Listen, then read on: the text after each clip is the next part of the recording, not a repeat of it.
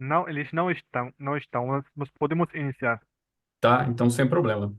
Então vamos lá. Boa tarde a todas e a todos.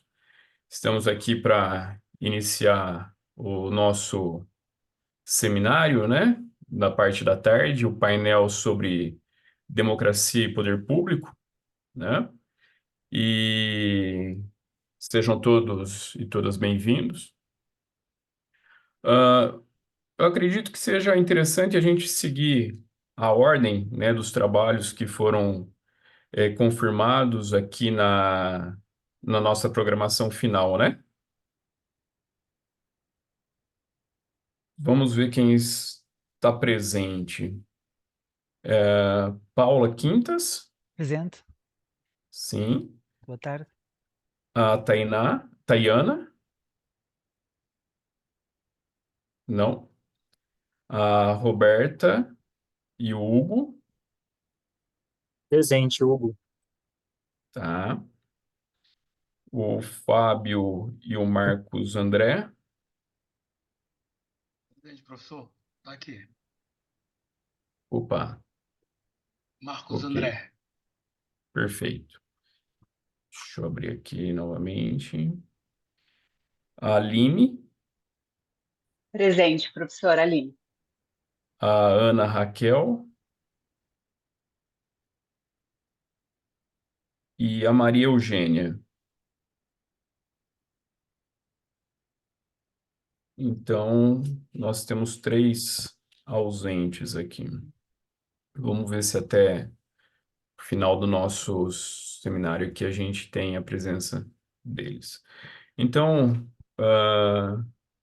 Paula, Olá, muito boa você tarde. tem toda a liberdade agora para Muito apresentar obrigada. o Muito seu tema obrigada. para a gente. Muito obrigada. São o combinado 10 minutos, é isso? É, exatamente. Perfeito. Eu vou respeitar exatamente esses 6 minutos, prometo. Ora bem, as Tá. minhas saudações a todos os presentes aqui de Portugal. Está aqui muito mau tempo, espero conseguir ficar online até ao final da minha breve comunicação e agradeço a todos a possibilidade de participar neste simpático evento. Eu vou partilhar o ecrã com os presentes, se me permitem, só um minuto.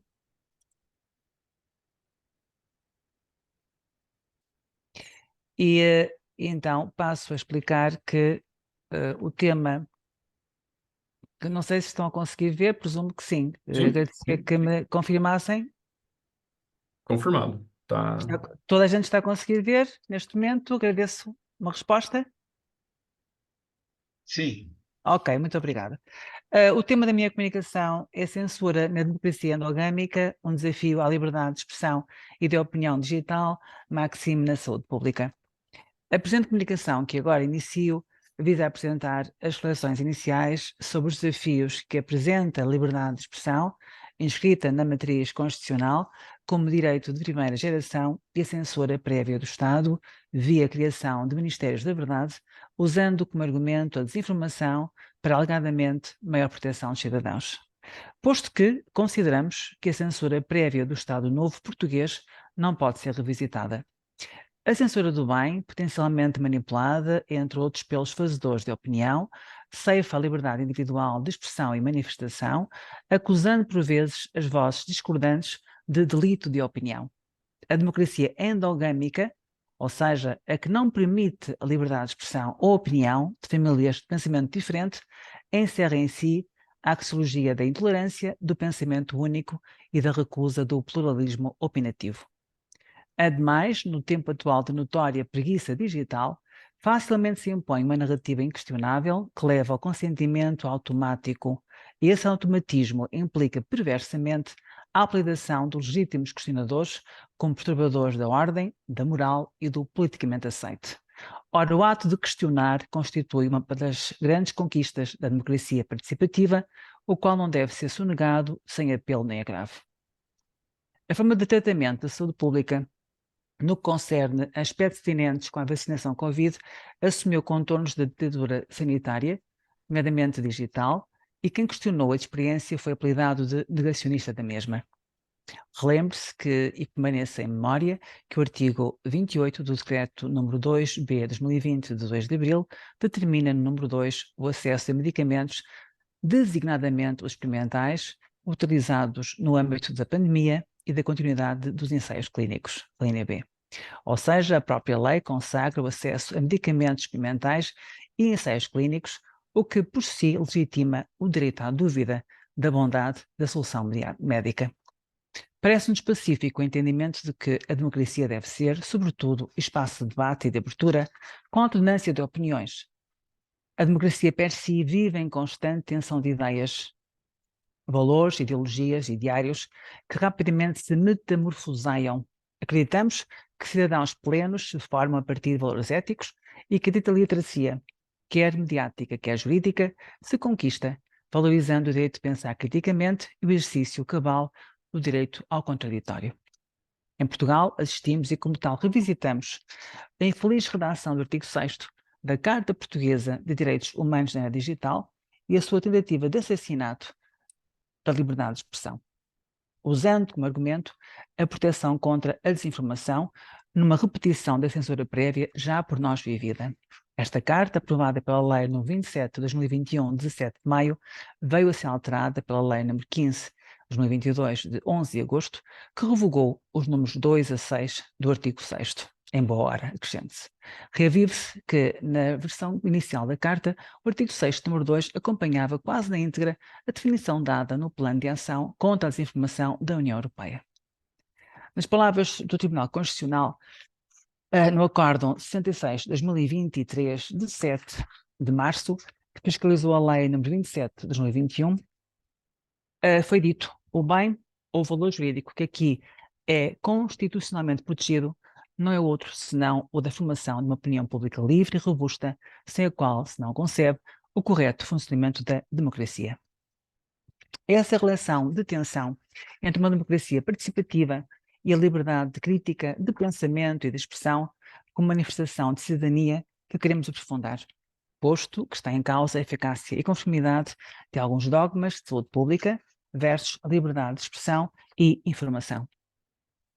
Disto vislumbra-se a possibilidade de alertar para o perigo da instalação de canais de controle da veracidade informacional, que podem ser, afinal, censura revisitada.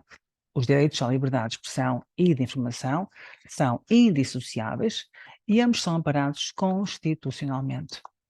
O direito liberdade, rectius, liberdade de expressão, habilita qualquer cidadão a expressar livremente e sem temor as suas ideias, crenças, opiniões, esperanças, receios, na certeza de não ser impedido, coagido ou sofrer retaliação pelo poder político. Para o exercício pleno dessa liberdade, pressupõe-se a capacidade de formar opiniões, convicções e, desta forma, construir uma visão própria do mundo. Criar uma rede de delação, supervisão e vigilância de quem pensa em desconformidade não é mais do que revisitar a censura na distópica democracia endogâmica, assim como a instituição de Ministérios da Verdade, seja via entidade reguladora da comunicação social, seja entidade reguladora da saúde ou outra. Traduz de forma camuflada a censura do lápis azul que todos tão veementemente repudiam. Cabe ao Estado melhorar a literacia digital, permitindo o acesso à informação de diferentes fontes e canais de comunicação, dando ainda a conhecer motores de busca alternativos, por forma a obstar ou minorar o monopólio googleano e a respectiva ditadura algorítmica. Propomos o reforço do princípio da transparência para que diferentes interlocutores demonstrem o que os move.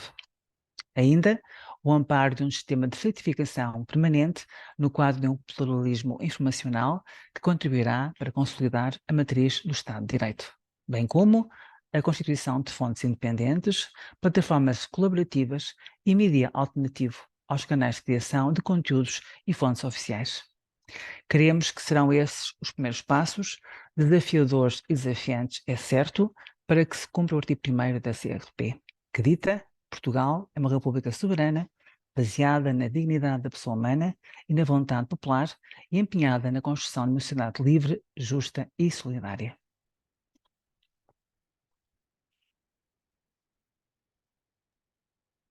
Perfeito. Obrigada por me terem ouvido. e reitero o meu cumprimento a todos por esta oportunidade. Vou fechar Muito, a partilha de ecrã a partir de agora. Só um minuto. Muito obrigada. muito obrigado, Paula. Parabéns pelo seu trabalho. Muito obrigada, professor. Ah, Só um vamos, segundo. vamos passar para o próximo.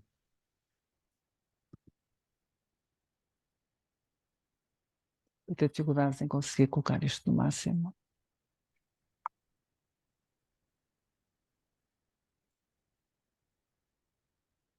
Como é que acho que dá para tirar aqui? Eu estou a ter dificuldades em conseguir sair daqui. Peço desculpa, também não sou propriamente uma experiência, não sou propriamente uma expert, mas estou a ter dificuldades em ver o que é que está a passar-se para sair daqui de facto. Calma aí. Não sei se terá alguém que me ajude deste lado. Acho que já consegui, peço desculpa. Era só um clique, Pronto, estava escondido, estava escondido. Peço imensa desculpa a todos, estava escondido. Já imagina. encontrei. Obrigada. A Tayana, não, né? É o Hugo, né? Hugo Vecchiato Betoni. O Hugo tem também 10 minutos para poder fazer a sua explanação. Fica à vontade, Hugo. A Tayana tá na sala também, Ela pelo está na menos tá sala? aparecendo para mim um nome. É, Tá tá com a aparecendo câmera aqui. fechada.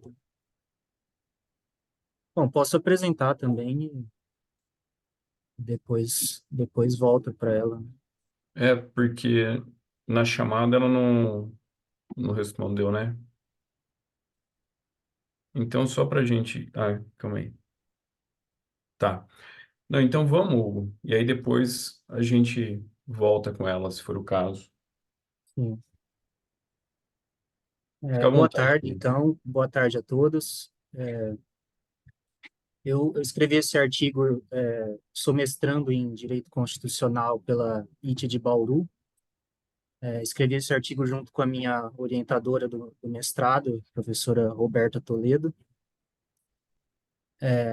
Eu sou procurador do Estado de São Paulo, atuo na área de judicialização da saúde, e o meu mestrado eu tenho pesquisado nessa área, né? Então, eu escrevi sobre os limites da intervenção do Poder Judiciário em políticas públicas, com base no tema 698 de repercussão geral do Supremo Tribunal Federal, que foi um julgado recente, né? Foi julgado em meados do ano passado, por volta de junho e julho de 2023.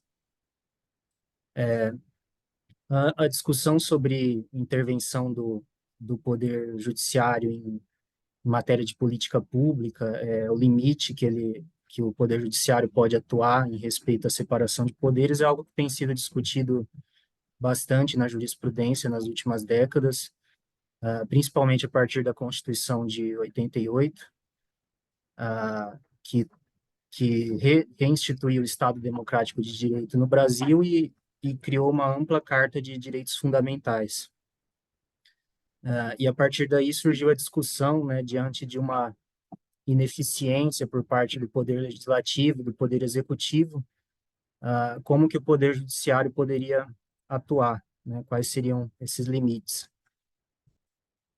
Ah, e assim, a gente vê na prática muitas ações coletivas, né, que têm discutido questão de política pública, ajuizadas principalmente pelo Ministério Público, também pela Defensoria, por associações privadas, onde se verifica uma determinada omissão do poder público e se pretende, por meio de uma decisão judicial, algum tipo de saneamento para essa omissão.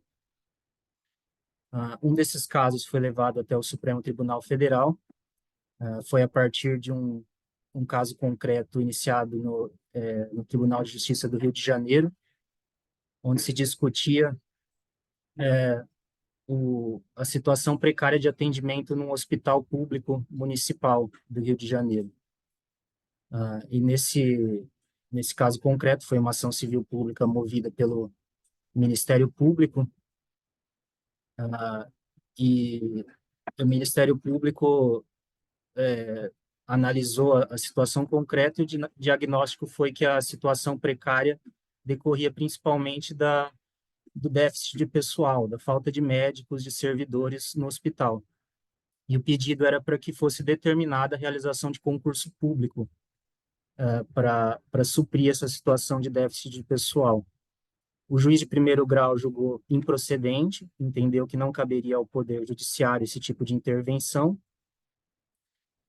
Em segundo grau, houve reforma da sentença.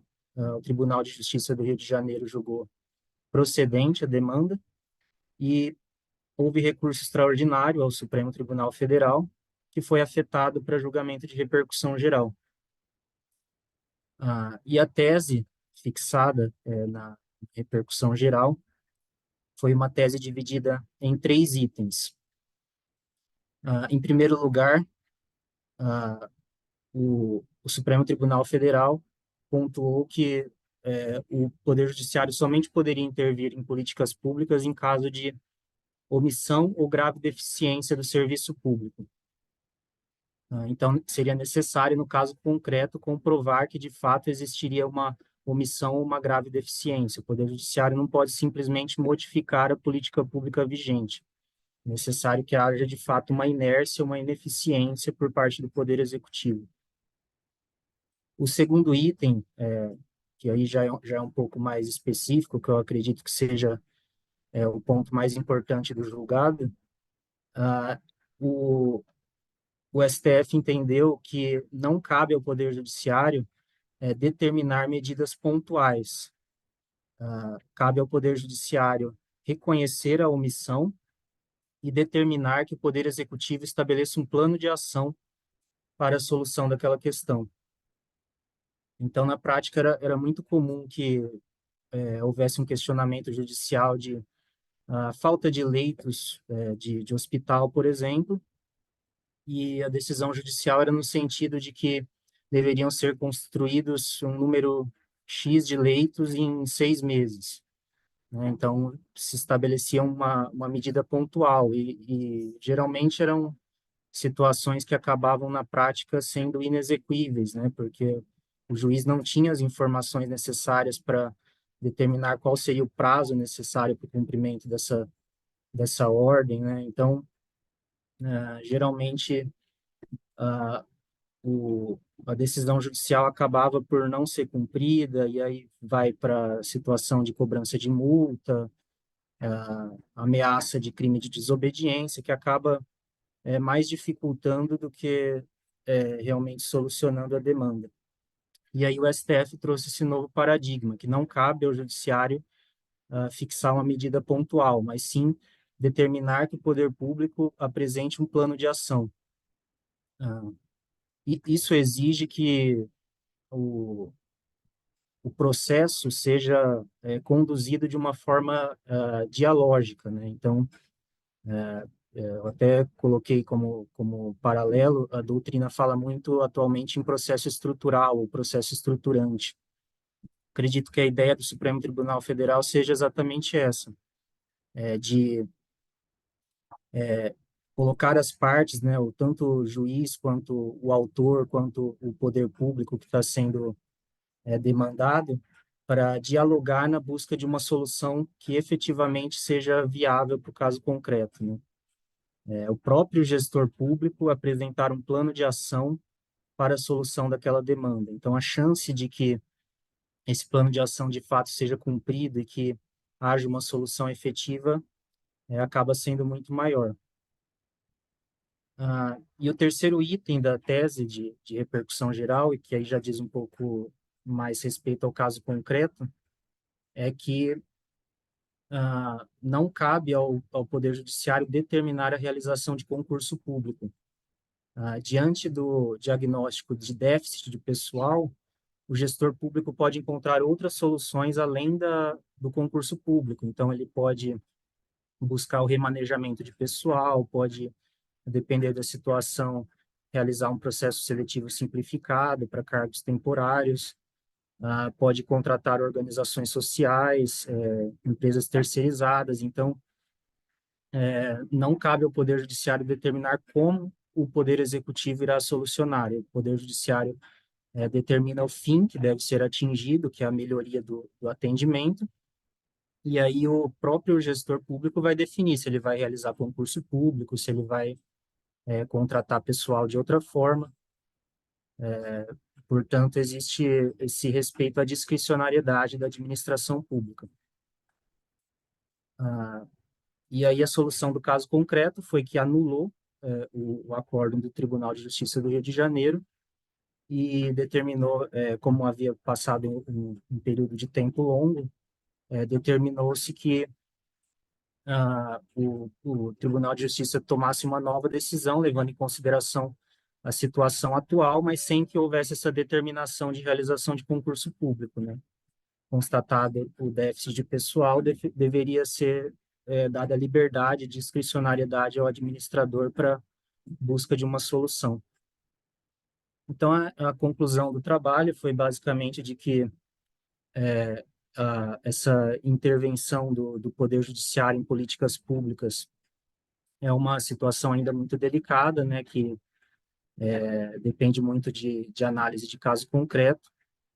Existe uma zona cinzenta sobre quais são os limites da atuação do Poder Judiciário, mas o tema 698, sem dúvida, ele ajuda a reduzir essa zona cinzenta, a buscar uma determinação melhor sobre até onde o Poder Judiciário pode intervir na atuação do Poder Judiciário em busca de uma melhor, um respeito adequado à separação de poderes. Então, basicamente, eu fiz essa análise, né, levando em consideração a separação de poderes, processo estrutural, princípio da cooperação, procurei trabalhar esses conceitos analisando esse caso concreto do tema 698 de repercussão geral. Então, basicamente isso. Fico à disposição se alguém tiver alguma pergunta, alguma consideração.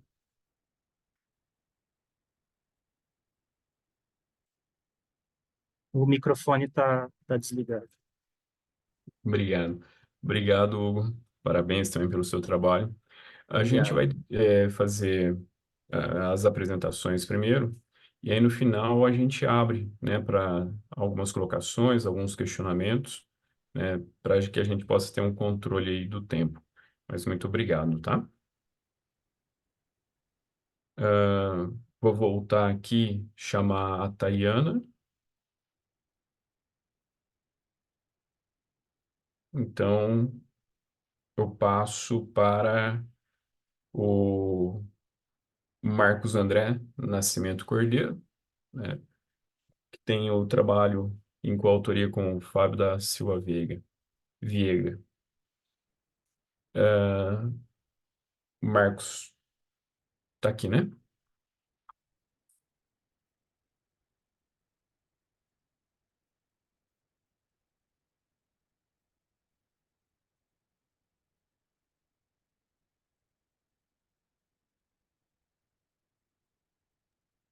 Posso, professor? Claro.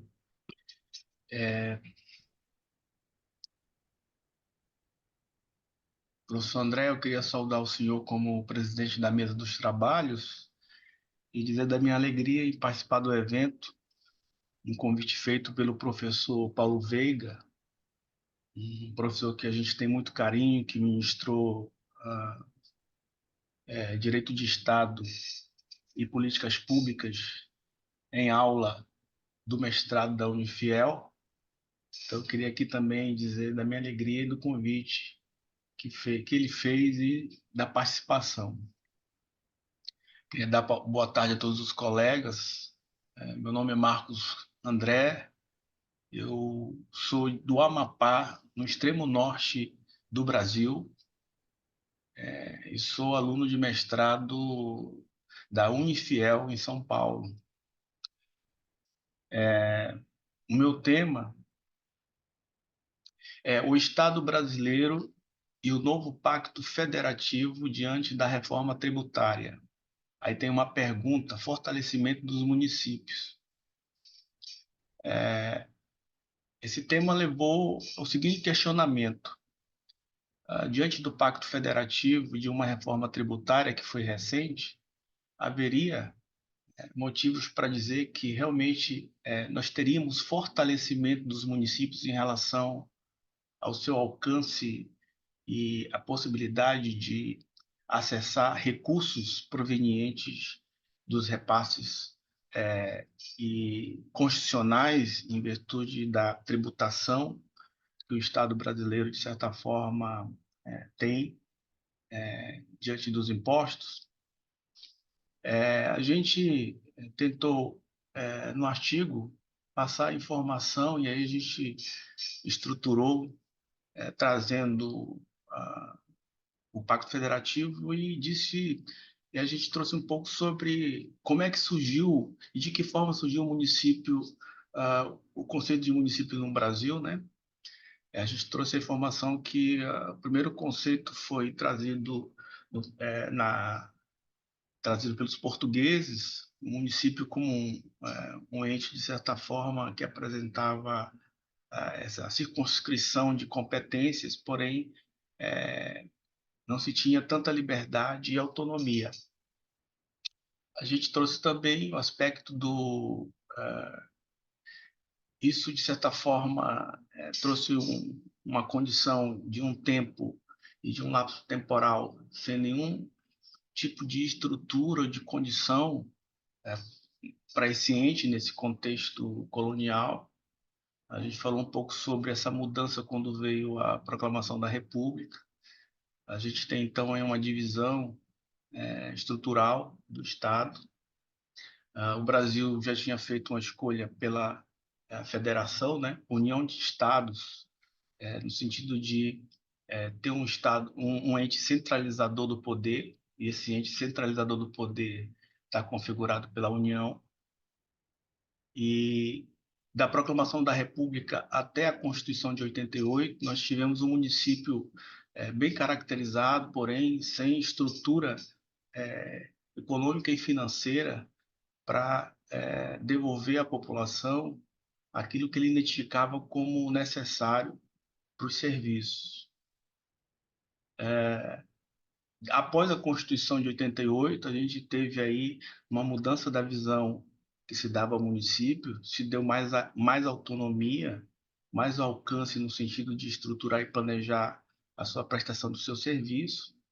Porém, o Estado continuou naquela condição de centralizar os recursos na figura da União. E, diante disso, a gente tem como uma indagação da reforma tributária, no sentido de perguntar se a reforma tributária, nessa nova reformulação do pacto realizado em 88, traria essa mudança de paradigma de estrutura financeira, econômica e financeira para os municípios, compreendendo que eles estão mais perto do cidadão e, por conseguinte, tem maior possibilidade de identificar quais são os problemas que devem ser enfrentados e planejar para enfrentá-los. Porém, mesmo com o novo Pacto Federativo, mesmo com essa reformulação de conceito com a Constituição de 88, os municípios se mantiveram distantes realmente daquilo que a gente tem como possibilidade financeira de estruturar serviços. Veio a proposta da reforma tributária, prevendo aí a simplificação da arrecadação de tributos, porém, a visão ainda nesse sentido era centralizar essa administração de verbas na figura da União, o que torna, de certa forma, o município ainda carente de possibilidade de atingir os verdadeiros objetivos, que é a assistência direta ao cidadão. Por mais que ele saiba e tenha noção dos problemas, ele não pode atuar porque o poder centralizador, a condição de ainda centralizar essa arrecadação está com a União. E a União, ela não quer abrir mão disso, e a reforma tributária, mesmo sendo uma esperança para muitos, para a mudança dessa condição de repartição de verbas não trouxe tanta novidade. Só para se ter uma ideia, a União ela ainda detém quase 80% do poder econômico financeiro do Estado e direciona aos estados e municípios aquilo que, de certa forma, chega a ela enquanto planejamento de aplicação dessa verba, no sentido de avaliar a sua liberação. Então, a mudança e a agregação de impostos que eram antes tidos como e direcionados aos municípios e aos estados, hoje tomam uma nova formatação, porém a União não abriu mão dessa liberdade de arrecadar para depois repassar. O que, de certa forma, no trabalho a gente verificou que não muda muito a estrutura de demanda de estrutura de planejamento de serviços, porque isso depende de uma condição econômica e financeira predisposta para que se estruture tal condição. Na conclusão do trabalho, nós tivemos a constatação de que, por mais que a gente tenha simplificação na arrecadação de impostos, diante da reforma tributária, os municípios ainda vão padecer, de certa forma, e a gente ainda vai observar como é que a União vai tratar essa divisão entre Estado e município no sentido de diferenciar do que antes estava sendo realizado. E a resposta para a pergunta, se há um fortalecimento, no primeiro momento a gente não pode dizer que sim, porque na prática a gente tem ainda a centralização da arrecadação de verbas junto à União, e os municípios ainda muito distantes do alcance e da condição de uso imediato do aspecto econômico e financeiro daquilo que, de certa forma, ele tem que ter na prestação de serviços.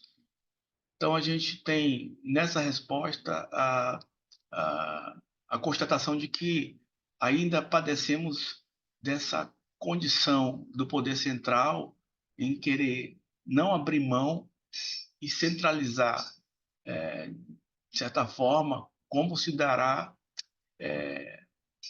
a aplicação e como se usará isso.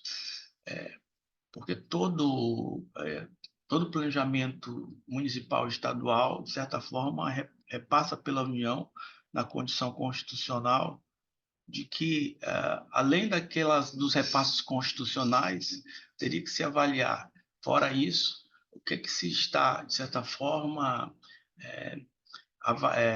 sendo requisitado e de que forma a ser usado uma verba que, ao meu ver, deveria estar na mão principalmente dos municípios, no sentido de ter nos municípios o ente que que mais se identifica no sentido de perceber qual estrutura deve ter e qual direcionamento deve ofertar para a resolução dos problemas da comunidade e do cidadão. Então, a conclusão do trabalho foi nesse sentido, em estabelecer ainda um prazo para que a gente possa observar como se dará essa nova organização tributária, no sentido de simplificar a arrecadação e como ficará esse acesso dos municípios a essa verba econômica e financeira, no sentido de que a gente não observou uma melhor abertura para que os municípios acessassem diretamente, de modo mais imediato, o que é arrecadado no sentido econômico e financeiro, professor.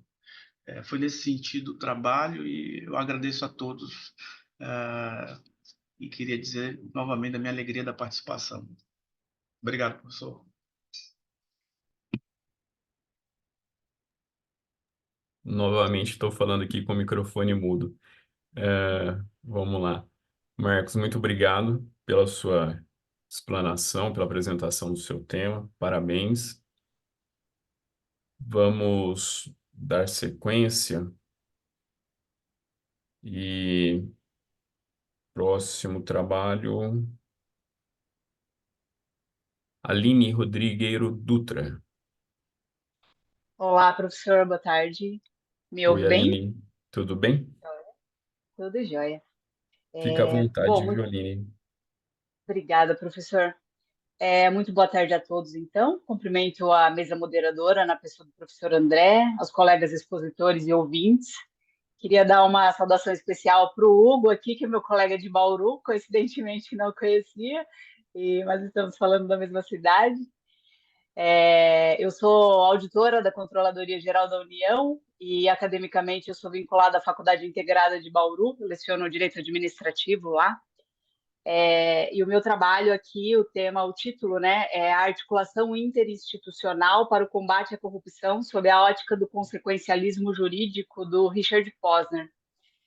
E o objeto do trabalho é tecer algumas reflexões sobre a Instrução Normativa número 95, de 21 de fevereiro de 2024, que é uma instrução editada pelo Tribunal de Contas da União, que visa estabelecer cooperação e tratamento de dados a respeito de acordos de leniência firmados com a controladoria e de dados tanto financeiros quanto técnicos para o avanço de investigações que envolvam corrupção entre esses entes. A lei anticorrupção, e aí a tratativa do trabalho é com enfoque na Lei 12.843 de 2013, que é a lei anticorrupção, que dá titularidade à Controladoria Geral da União de forma exclusiva no âmbito do Executivo Federal para tratar de acordos de leniência. E o Tribunal de Contas, por sua vez, no desempenho de sua atividade principal aí, ele acabava fazendo a fiscalização desses acordos em momento posterior à celebração desses acordos.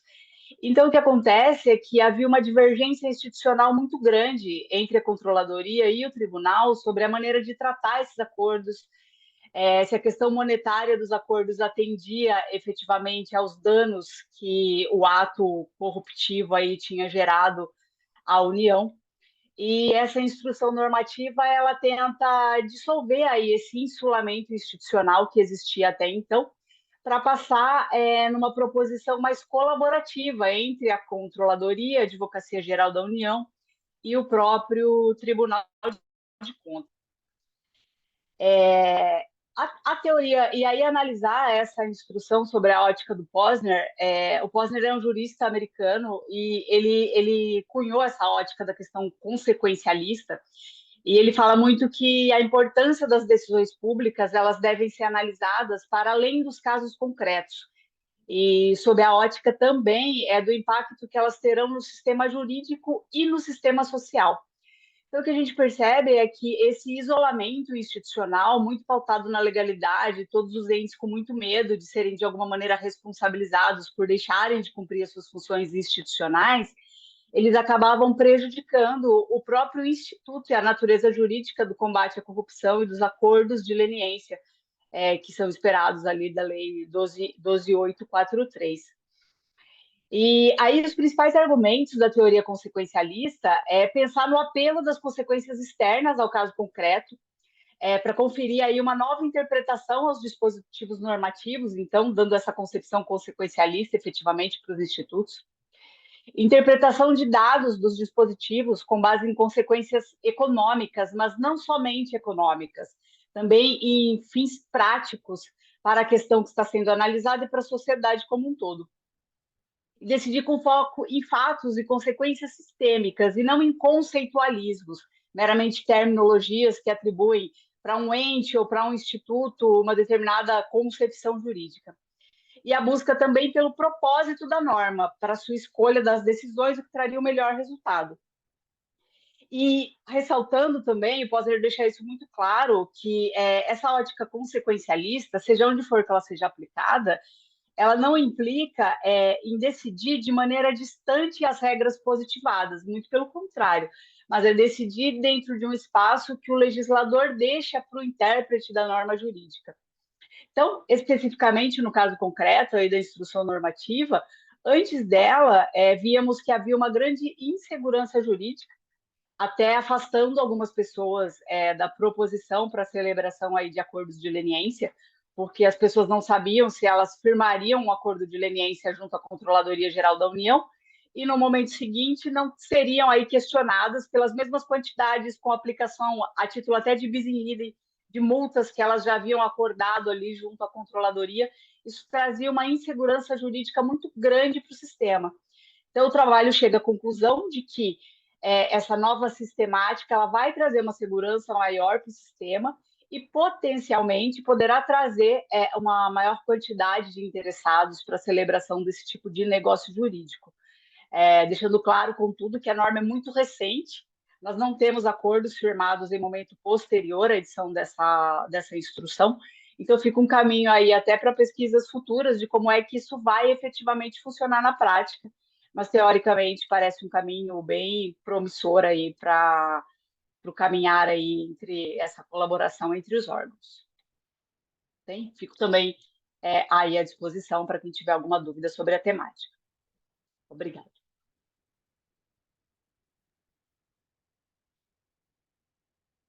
Muito obrigado, Aline. Parabéns também pelo seu trabalho. E aí, eu vou passar agora para a nossa colega Ana Raquel Barbosa. Ana Raquel, Boa tarde. Boa tarde. boa tarde, tudo bem? Tudo bem, obrigada. Gostaria de começar só por agradecer ao Iberojur a oportunidade de terem aceito o meu artigo para a comunicação e gostaria também de cumprimentar todos os colegas com quem tenho o gosto de partilhar este painel. O tema que trago para a comunicação são aqui algumas considerações breves, aliás, aqui brevíssimas, sobre as providências cautelares no ordenamento jurídico português. Ora, todos sabemos que o processo civil é caracterizado pela morosidade, não é? E, portanto, entre a propositura de uma ação principal até ao trânsito em julgado, uma sentença que ponha termo ao litígio, pode, de facto, decorrer um período bastante longo. A morosidade da ação principal pode vir a pôr em risco sério a utilidade da decisão que depois vier a ser proferida. E é precisamente nessa tentativa de colmatar os eventuais prejuízos da delonga da demanda judicial que surgem então os procedimentos cautelares. No tradicional entendimento doutrinário, os procedimentos cautelares, eles visam, no fundo, garantir o efeito prático jurídico pretendido na ação principal, da qual é dependente. E, no fundo, eles mais não são do que uma antecipação da decisão definitiva, em que, nesta última, o autor faz então valer o direito que pretende ver acautelar. Dada essa dependência das providências cautelares face à ação principal, ela caduca se o requerente não propuser a ação principal dentro do prazo legalmente previsto, ou então se a ação principal vier a ser julgada improcedente. Por sua vez, se a ação principal vier a ser julgada procedente, a decisão definitiva, naturalmente, substitui a decisão provisória. E, portanto, daqui decorre a primeira característica das providências cautelares, a provisoriedade. Ou seja, esta característica traduz-se no facto de a providência cautelar, na sua gênese, ela encontra-se prevista para durar apenas o período de tempo necessário até à aprovação de uma decisão definitiva. Por sua vez, a providência cautelar está quase sempre dependente de uma ação principal instaurada ou a instaurar, com a única ressalva de assim não ser, caso haja sido decretada a inversão do contencioso. Portanto, os procedimentos cautelares, eles podem ser considerados, podem ser instaurados, como preliminares ou como incidentes de ações declarativas ou executivas, conforme sejam, respectivamente, instaurados antes ou na pendência da ação principal. Quanto às modalidades, bem, as providências cautelares, elas podem ser conservatórias ou antecipatórias. As conservatórias são aquelas que visam manter ou conservar a situação de facto ou o direito existente até à aprovação de uma decisão final. No fundo, pretende-se evitar uma alteração que se antevê como prejudicial, é o caso do arresto. Portanto, de entre as providências cautelares especificadas previstas na lei, são conservatórias, além do arresto, o arrolamento, o embargo de obra nova e a suspensão das deliberações sociais. Já as providências cautelares antecipatórias, como o próprio nome sugere, elas antecipam a realização de um direito que, presumivelmente, virá a ser reconhecido na ação principal. Portanto, nas mais das vezes, o pedido principal, ele coincide quer na ação, quer na providência cautelar. São providências cautelares especificadas antecipatórias: a restituição provisória da posse, os alimentos provisórios e o arbitramento de reparação provisória. Para que possa ser decretada uma providência cautelar em Portugal, tem que se achar reunidos um conjunto de pressupostos, desde logo o periculum in mora, o tal perigo na demora da demanda que falava no início. Portanto, o periculum in mora, no fundo, traduz a materialização da razão de ser das providências cautelares. Elas surgem precisamente para fazer face a esse perigo e, portanto, a finalidade de uma providência cautelar é a de evitar uma lesão grave e dificilmente reparável que a demora da ação principal pode acarretar para a parte cujo direito merece ser acautelado. E, portanto, o juiz só poderá decretar uma providência cautelar se verificar esse risco de ocorrer um prejuízo grave e dificilmente reparável e que a causa desse prejuízo seja a demora inevitável do processo comum e não outro. Claro que para atingir esta finalidade, a providência cautelar tem que ter uma estrutura bastante mais simplificada, desde logo atenta à urgência que caracteriza estes processos, e, portanto, ao requerente basta fazer uma prova sumária do seu direito, que a doutrina apelida de sumário cognitio, e será então com base nesse conhecimento profunditório da lei que o juiz vai formar a sua convicção, que neste contexto basta o fumus boni iuris, ou seja, a demonstração da probabilidade séria da existência do direito. O juiz não tem que ter a certeza absoluta do que o direito existe. Para além destes pressupostos legais, existem ainda outros dois, são eles a adequação e a proporcionalidade.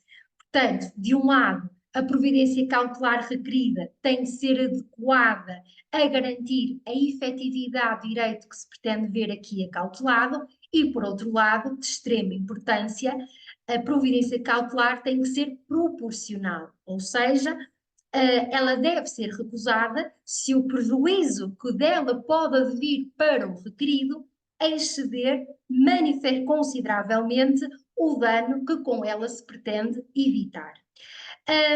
Quanto ao ponto de vista do requerido, ou seja, quanto às possibilidades de defesa ou meios de defesa do requerido, para terminar, a providência cautelar ela pode ser decretada com ou sem contraditório prévio. Isto porque não são raras as vezes em que a audiência prévia do requerido pode pôr em risco sério o fim ou até mesmo a eficácia da providência. Inclusive, em alguns casos, essa audiência prévia é proibida por lei, como é o caso do arresto. Quer dizer, eu não vou dizer ao requerido que vou arrestar o seu património se a intenção é precisamente que ele não altere a situação de facto. Claro que isto não significa que o requerido não vai ser ouvido. O princípio do contraditório, como todos sabemos, uma trave mestra em processo civil, ele tem que ser sempre cumprido. Só que, nestes casos, vai ser observado no momento posterior. E, portanto, se a providência for decretada inaudita altera parte, ou seja, sem um contraditório prévio, então o requerido é notificado para, querendo, em alternativa, recorrer, se entender que, face aos factos alegados, apurados no tribunal, aquela não deveria ter sido a decisão, ou então pode deduzir oposição, se pretender alegar novos factos ou produzir novos meios probatórios que não foram tidos em conta pelo tribunal e que podem, de facto, alterar ou afastar os fundamentos da decisão. Para recorrer tem um prazo de 15 dias, para deduzir oposição tem um prazo de 10 dias. Nos demais casos, em que a providência cautelar é então decretada com contraditório prévio, isso significa que o requerido é ouvido pelo tribunal antes de proferida a decisão final e, portanto, o requerido é notificado no momento processual para o efeito, para então, querendo, também no prazo de 10 dias, poder deduzir oposição. Termino a minha exposição. Muito obrigada pela vossa atenção e fico também disponível para qualquer questão, naturalmente. Obrigada.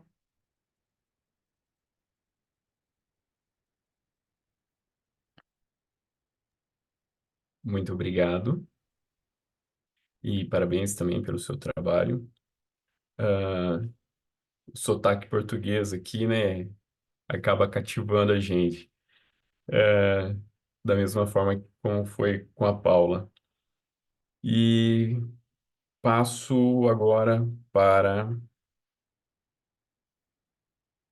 a nossa colega Maria Eugênia.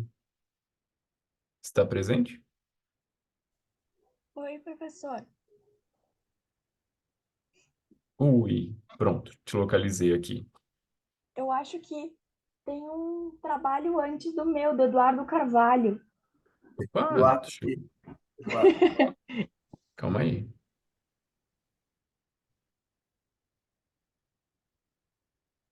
Eu tô meio perdida aqui com ele, mas eu acho que é isso. Calma aí. Deixa eu ver se está na outra relação que eu recebi aqui.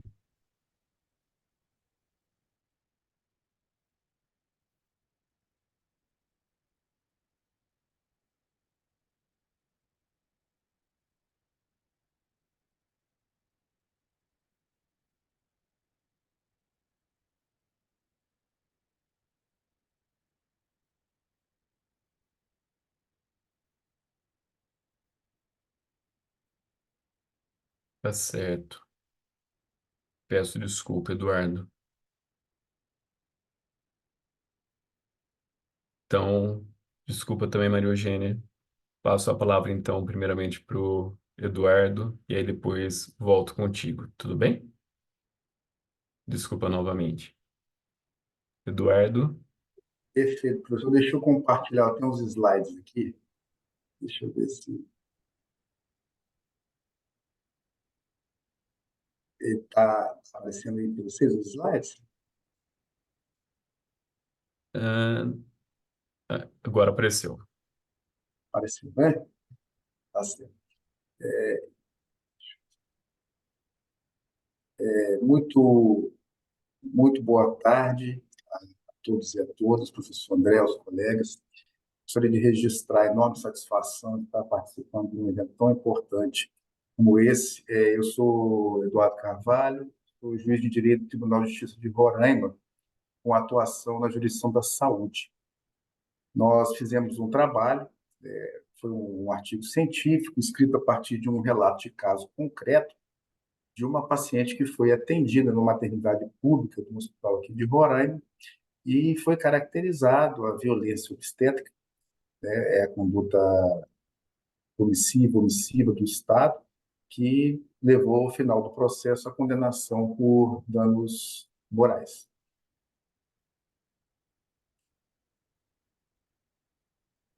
O slide mudou? Mudou, né? Mudou. Então, qual que é o conceito de violência obstétrica? É quando o profissional de saúde, o médico, o enfermeiro, o técnico de enfermagem, o farmacêutico, ele faz algumas condutas que se caracterizam pela apropriação do corpo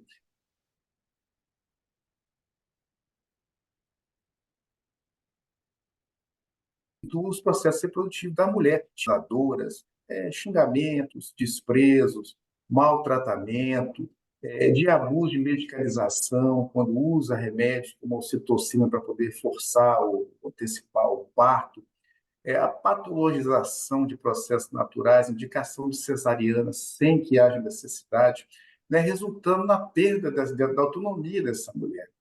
E isso vai influir negativamente na sua vida e pode trazer, né, complicações devido a esse cuidado negligente durante o parto, né, pode trazer complicações que seriam evitáveis, trazendo como consequência partos degradantes, desumanos, dentre outros, e foi o que aconteceu aqui no nosso caso. Quanto às estatísticas, a OMS, a Organização Mundial da Saúde, em 2014, já constatou que existia uma verdadeira endemia, na verdade, uma pandemia de violência obstétrica no mundo inteiro, tanto na rede pública quanto na rede privada. Em 2010, o estudo constatou que em 25% dos partos no Brasil presenciou-se a violência obstétrica. Já em 2014, uma pesquisa da Fundação Nascer Brasil já identificou 45% de gestantes no SUS queixando de maus tratos. E, em 2016, um estudo da rede Cegonha, no Ceará, constatou em até 77,3% condutas caracterizadas como violência obstétrica. E, em 2023, o estudo nas maternidades públicas e privadas de Sergipe, entre 2017 e 2022, constatou 85,16% de incidência de violência obstétrica nos partos, sendo que 95,53% nas maternidades públicas e 73,42% nos hospitais privados. Então, nós vemos que é uma situação pandêmica, acontece no mundo inteiro, independente se seja um país de primeiro, segundo ou terceiro mundo, e não vai respeitar também a classe social, né? Tanto na rede privada quanto na rede pública, são alarmantes os índices de violência obstétrica durante o parto.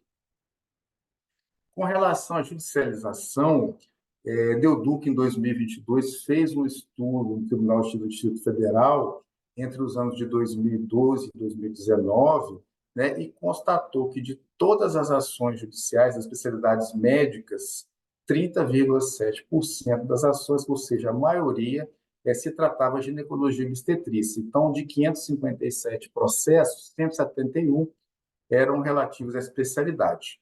E, em 2013, também um estudo do Tribunal de Justiça de São Paulo verificou-se que entre os anos de 2009 e 2010, no intervalo de um ano, 86 acórdãos se tratavam de violência obstétrica.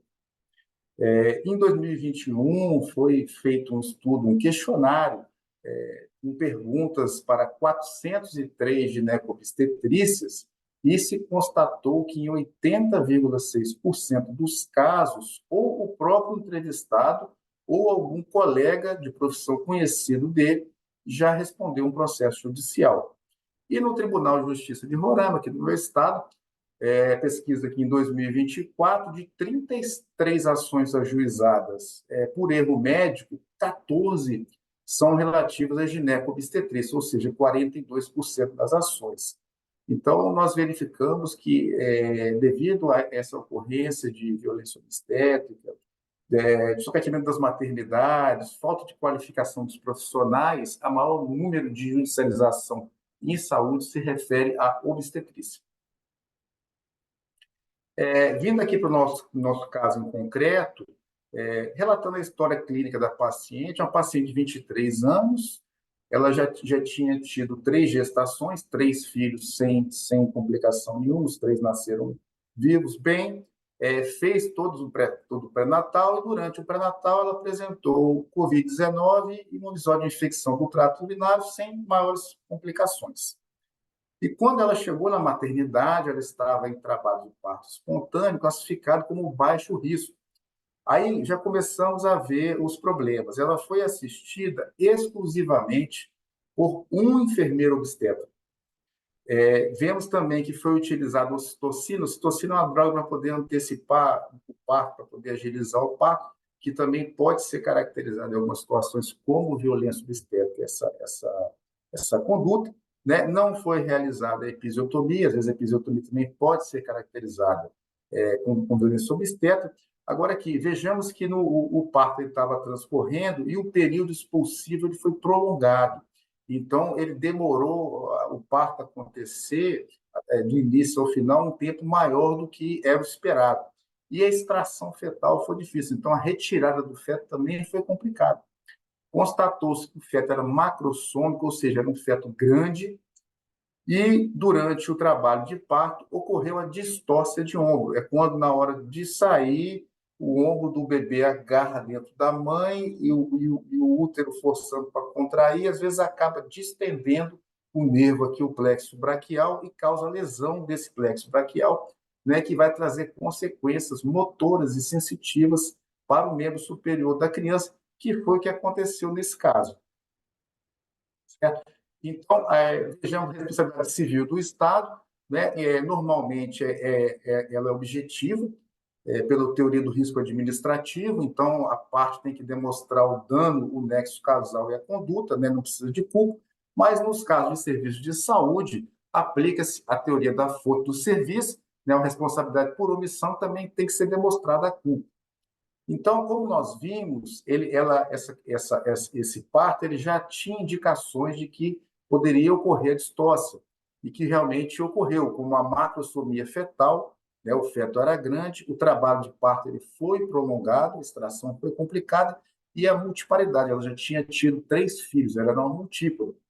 E não foi observada a conduta obstétrica estabelecida nos protocolos da FEBRAS, Federação Brasileira de Ginecologia e Obstetrícia, e da ALS, Advanced Life Support in Obstetrics, da Sociedade Americana de Ginecologia e Obstetrícia. Então, quando se observa a distócia, a primeira conduta é chamar 2 obstetras, os mais experientes do hospital, anestesista e neonatologia, que foi o que não ocorreu nesse caso. O enfermeiro obstetra ele continuou o parto sozinho. E a Lei 7498, o Decreto 94.416 de 87, que regulamenta a profissão de enfermagem, autoriza que esses profissionais façam parto, mas proíbe, né, salvo no caso de distócia, que foi o que aconteceu aqui. Esse profissional ele continuou realizando esse parto sozinho. Então, do estado de coisa inconstitucional a maternidade de Roraima, né? O Supremo Tribunal Federal já reconheceu o estado de coisas constitucionais no sistema carcerário brasileiro, por graves violações contínuas, sistemáticas, por ação e omissão contra os direitos e garantias fundamentais dos reeducandos. E essa situação nós também observamos aqui na maternidade de Roraima. Então, aqui, em 1996, existia apenas uma maternidade, Nossa Senhora de Nazaré, que era responsável por realizar 600 partos por mês. Era em torno de 98% dos partos hospitalares de todo o estado. E nessa época, num período de 20 dias, foi constatado o óbito de 32 recém-nascidos por infecção hospitalar. Isso foi para o Senado, teve uma repercussão nacional, e foi criada uma comissão para investigar e chegar à conclusão que havia omissão generalizada aqui dos poderes do Estado. O Executivo não investia contento nessas políticas públicas e o Legislativo não fiscalizava.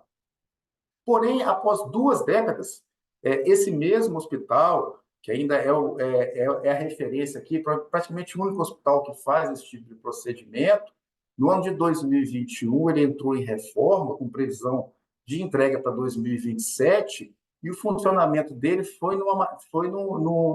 era no hospital de campanha para a Covid-19, né, conhecido como maternidade de lona, a um custo de um aluguel mensal de 1 milhão, né, e com uma estrutura extremamente precária. E, pelo menos em 2 situações, né, ocorreram chuvas, inundou-se a maternidade, e no ano de 2023 foi verificado o óbito de 171 crianças durante o parto, a maior dos últimos 10 anos e quase 70% maior do que do ano anterior. Aqui eu trago aqui a foto do Hospital de Lona, né, que é a única maternidade que funciona aqui, certo? Aqui, quando as chuvas, vocês veem o teto caindo, a maternidade inundada, a situação precária. E qual foi a conclusão que nós chegamos? Né? Que a falta de investimento crônico, tanto em recurso humano, em treinamento de pessoal e de materiais, tanto na iniciativa pública quanto na privada, né? Ela aumenta significativamente os casos de violência obstétrica nas maternidades brasileiras, né? E, em decorrência disso, os processos têm aumentado de forma progressiva nos tribunais de justiça, em especial contra ginecobstetrícias.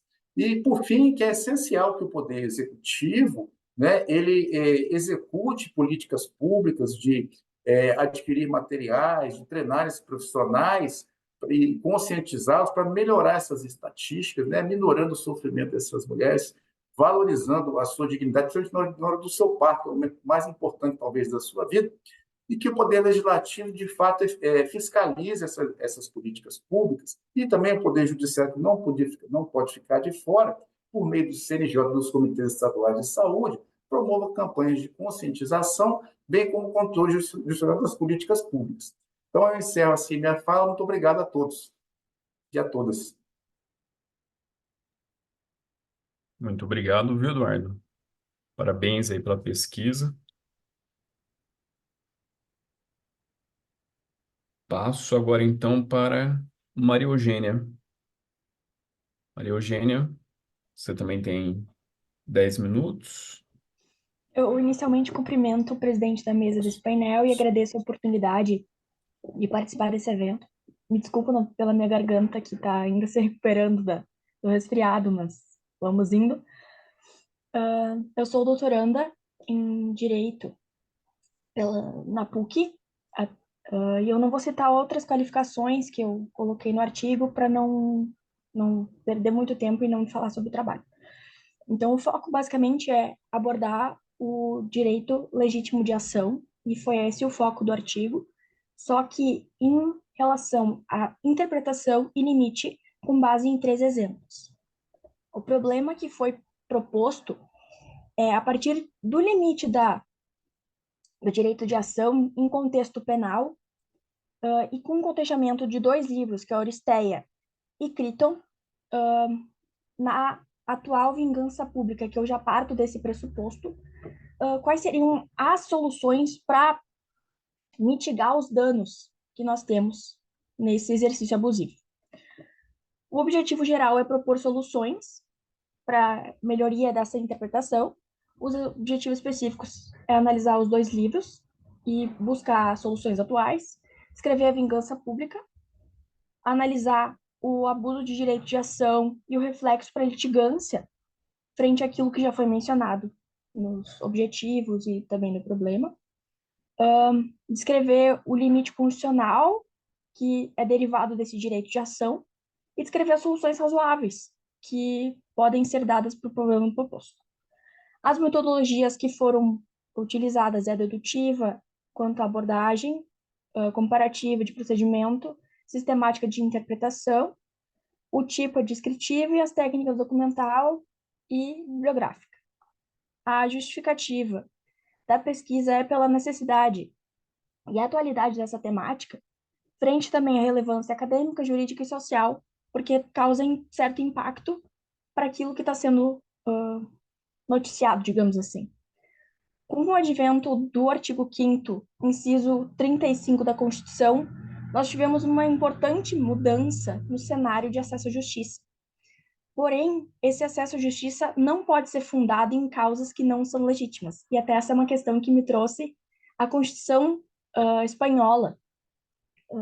E também temos um julgado do STJ que observa que essas situações são excepcionais, e se concorda, só que ser excepcional não quer dizer que a gente não tem que estudar e tentar propor questões que vão mitigar essa possibilidade de dano.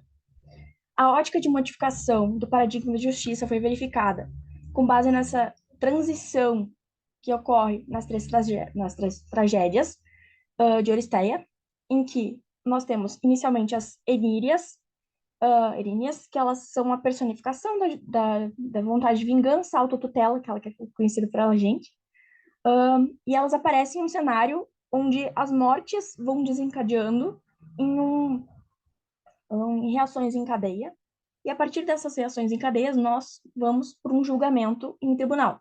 Então, é a passagem da autotutela para a tutela jurisdicional. E a questão é basicamente fazer um recorte para poder passar para essa segunda parte. Mas também tem o diálogo de Sócrates, que é Criton, que vai analisar essa questão de dever de cumprir a lei, quanto a não atender a multidão quando isso não é o justo, e ainda que ela admita, e tentar não desobedecer às leis, porque lesar alguém de qualquer forma é agir com justiça. Então, esse seria o pressuposto para que todo mundo parta de um ponto que seja mais tranquilo de compreender. Os 3 exemplos que eu busquei observar são as denunciações caluniosas, num caso julgado no TJ, da questão da Lei Maria da Penha, quando tem um fato que não existiu, com reforço essa questão não existiu, que a preocupação é justamente para que a gente reforce a proteção para a questão da melhoria do atendimento, porque nós temos alta litigância, então vai ter pouco tempo para vários, e a questão é justamente atender melhor esses casos. Os casos de comoção pública e a necessidade de cumprimento de direitos fundamentais derivados dessas questões, e também a análise de participação de familiares dentro do processo por meio de um assistente de acusação.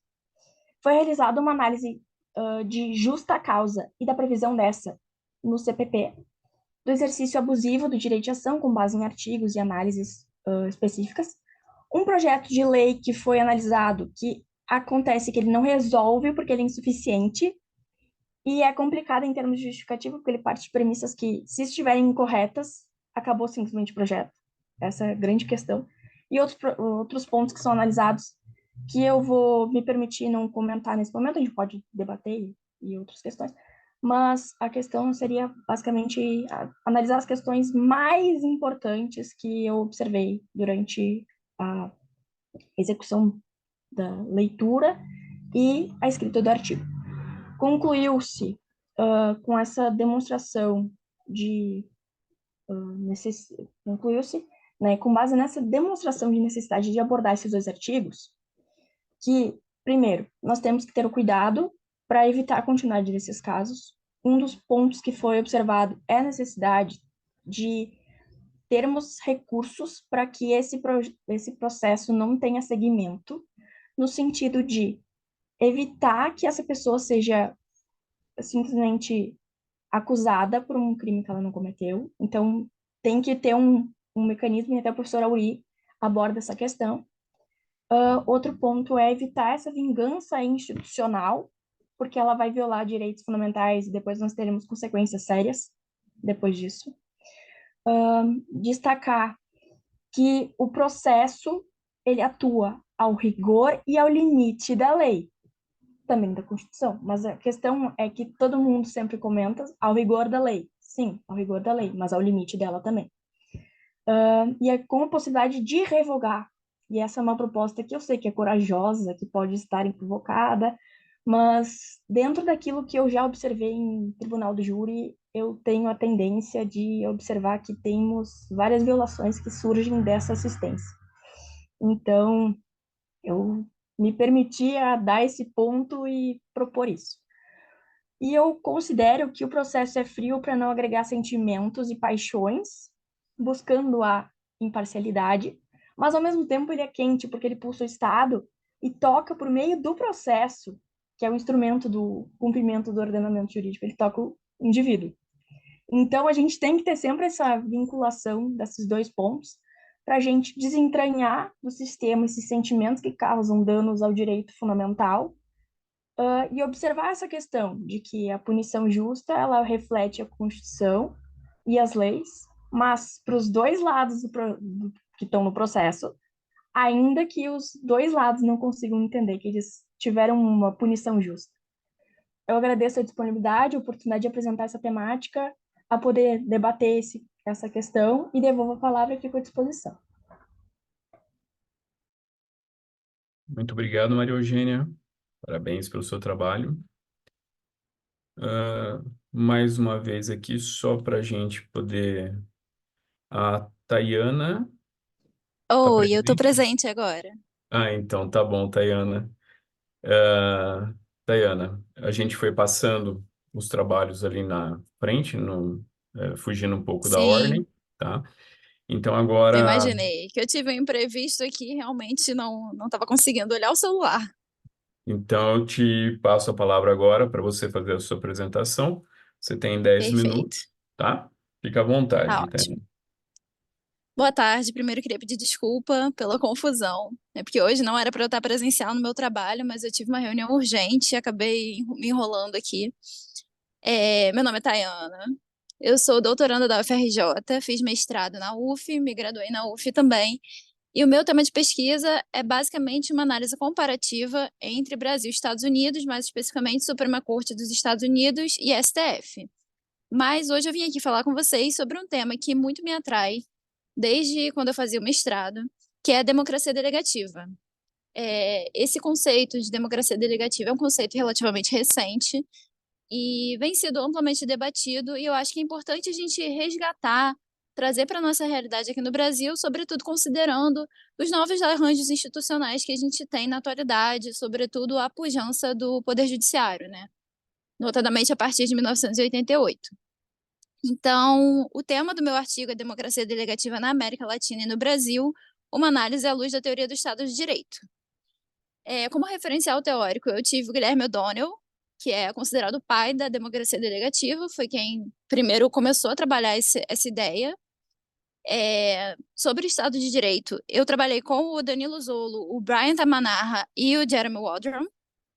E eu trabalhei também sobre o contexto atual no Brasil, utilizando Uri Barroso, as discussões atuais sobre americanização do direito e poder judiciário.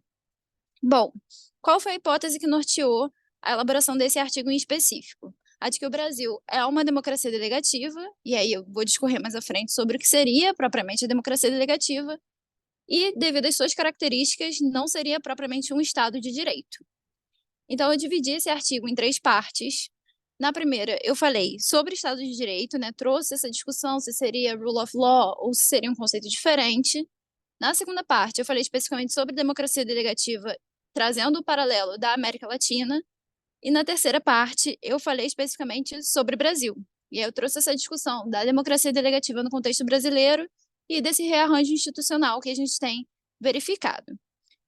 Então, o primeiro ponto que a gente precisa pensar é o que seria Estado de Direito. Como a gente pode conceituar Estado de Direito. Então, existe uma discussão se o Estado de Direito seria a mesma coisa que o rule of law, e eu particularmente entendo que não. Mas, para a elaboração desse artigo, considerando os elementos comuns entre os 2 conceitos, eu criei uma abordagem única. Então, quando eu falar aqui de Estado de Direito, eu estou falando de rule of law também, pegando esses aspectos em comum. E aí eu acho interessante trazer 2 pontos. Primeiro aqui, o Danilo Zollo, quando ele discute Estado de Direito, ele relaciona o conceito com direitos fundamentais. Então, para ele, um Estado de Direito é aquele que resguarda direitos fundamentais. Então, tem essa ideia de limitação do Estado e de proteção do direito dos indivíduos. Por outro lado, o Jeremy Waldron faz essa mesma relação, só que ele relaciona o Estado de Direito com lei. Então, o Estado de Direito seria aquele que é pautado na limitação do Estado por meio da lei. E aí, num sentido diferente, vem o Brian Tamanarra e fala, não, a gente não tem que atrelar Estado de Direito nem a lei, nem a direitos fundamentais. A gente tem que pensar num conceito que seja autônomo. Bom, posto isso, o que eu consegui verificar é que a ideia que permeia todas as concepções de Estado de Direito é a ideia de limitação do Estado contra arbitrariedades. Então, você tem os cidadãos, você tem o Estado, e o Estado de Direito é aquele que existe um mecanismo de blindagem, que permita que os indivíduos exerçam as suas individualidades sem uma atuação arbitrária do Estado.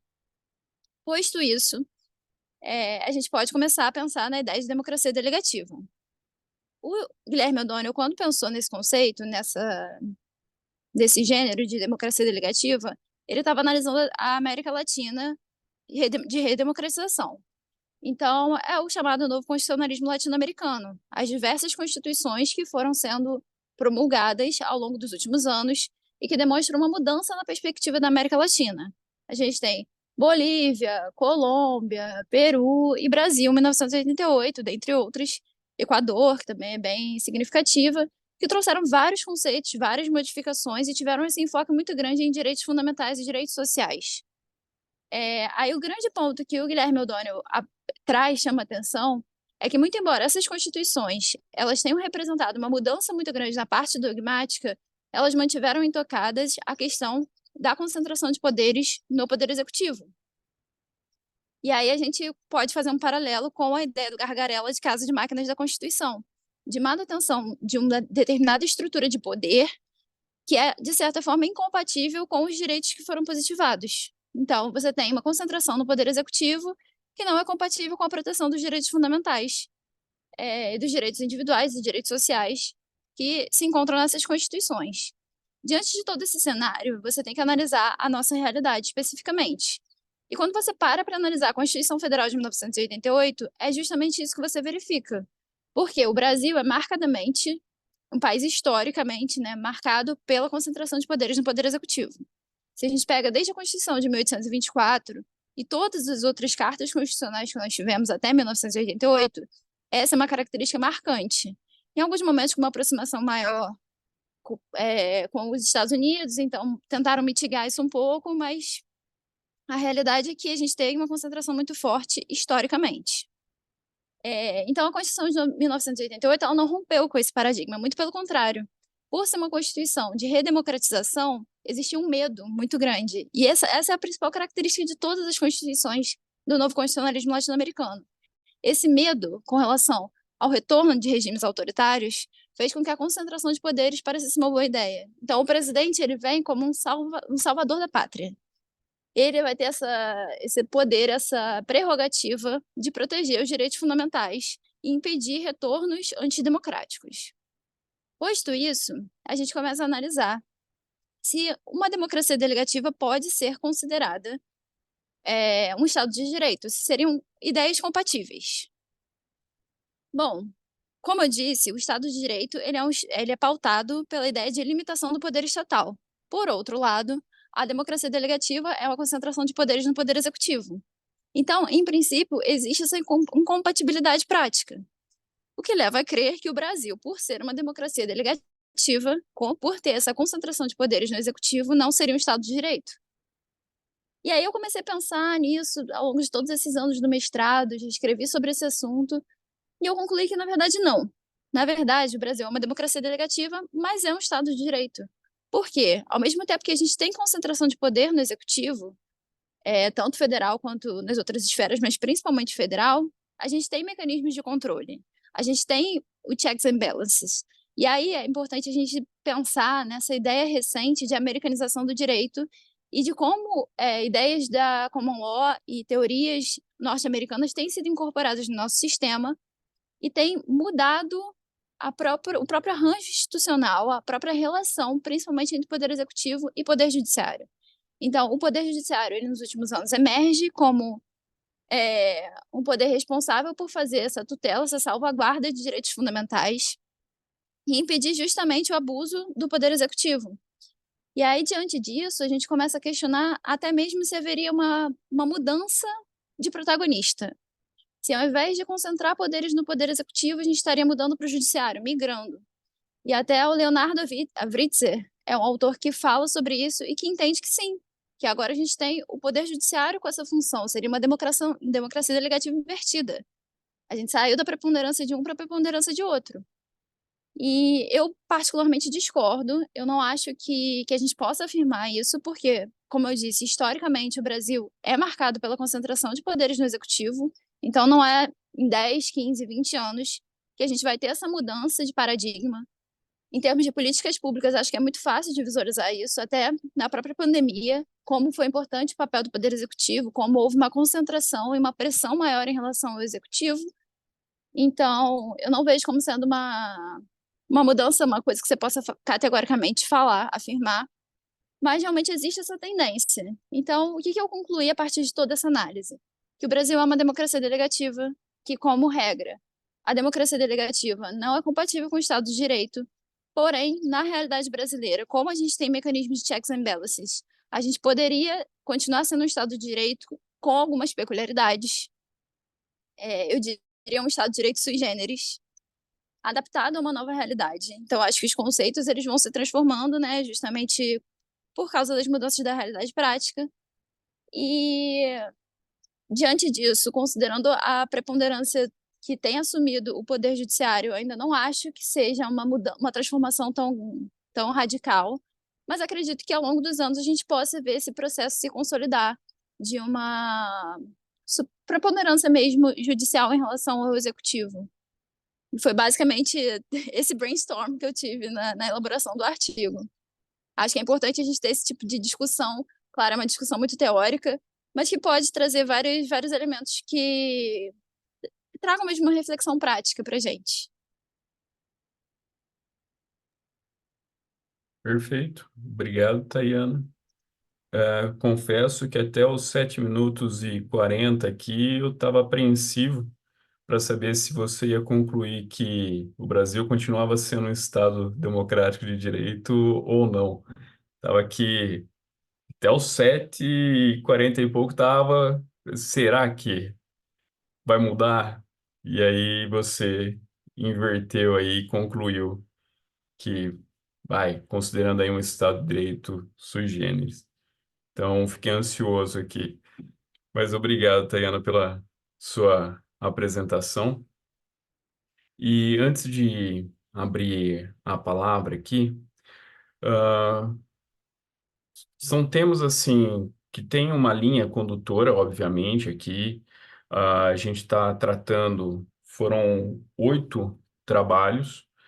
Tem alguns trabalhos que são um pouco mais específicos, um pouco mais particulares ali, mas a linha mestra, a linha condutora continua sendo a da discussão sobre governança, democracia, né, direitos individuais, a intervenção estatal aqui, a todo momento a gente teve referência dela, né? Esses aspectos, né, do funcionamento do Estado e da sociedade. Então, acredito que para uma tarde de quarta-feira foi muito interessante. E é interessante também ver as participações de várias regiões, tanto do país. Aí eu até passo aqui, né? A Paula está falando de Portugal, e aí a Ana Raquel, embora ela esteja falando sobre Portugal, está vinculada à Espanha, é isso, Ana Raquel? Sim, professor. Sou doutoranda pela Universidade de Santiago de Compostela, em Espanha, Ah, mas, tá, mas sou portuguesa e estou neste momento em Portugal, no Porto. tá. Então, tem essas interações. Tem o pessoal ali que faz parte da região da Grande Pederneiras, né? Ali em Bauru. Então, eu estou falando agora, nesse momento, de São Carlos, aqui em São Paulo, mas eu sou vinculado à Universidade do Estado de Minas Gerais, lá em Frutal, né? E terminei recentemente meu pós-doutorado na Faculdade de Direito de Ribeirão Preto, né? Mas eu venho lá da região, eu sou de Jaú, né, de nascimento, minha família é de Pederneiras, por isso a brincadeira com o pessoal aí de Bauru. Ah, pessoal, alguém gostaria de fazer alguma colocação, algum questionamento, algum comentário? Embora a gente já tenha chegado aí a esse limite da nossa sala, mas é interessante abrir aqui para aqueles que quiserem apresentar alguma consideração.